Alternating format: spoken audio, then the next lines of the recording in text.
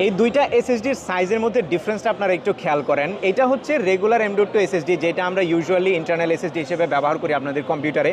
But এইটারই একটা ছোট version আছে, দেখেন এটা সাইজটা কিন্তু খুবই ছোট। অ্যান্ড অনেকেই বলতে পারেন ছোট যেহেতু এটা স্পিড কম হবে, একদমই না। এটা হচ্ছে PCIe Gen 4 প্রোটোকলের একটা এসএসডি, যেটা রেগুলার PCIe Gen 4 এর যে স্পিড আছে সেটাই আপনাকে প্রোভাইড করবে, বাট সাইজ অনেক কম্প্যাক্ট।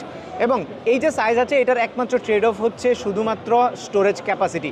সো এটা যেহেতু ছোটো সাইজের, এটাতে সর্বোচ্চ 2 টেরাবাইট পর্যন্ত স্টোরেজ ফিট করা পসিবল, আর এটাতে 8 টেরাবাইট। এটা আমার হাতে এখন যেটা আছে এটা প্রবাবলি 8 টেরাবাইটের একটা এসএসডি।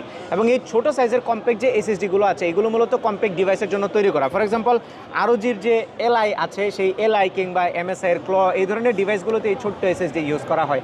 আস্তে আস্তে স্টোরেজ এত ছোট হচ্ছে যে একসময় হয়তো বা ফোনের যে মেমোরি কার্ড সেখানেও আমরা এই ধরনের এসএসডি অ্যাড করতে পারবো, বেশি দূরে না সেই দিন। এবং লেক্সারের এই এসএসডিগুলো আমার কাছে খুব ইন্টারেস্টিং লেগেছে।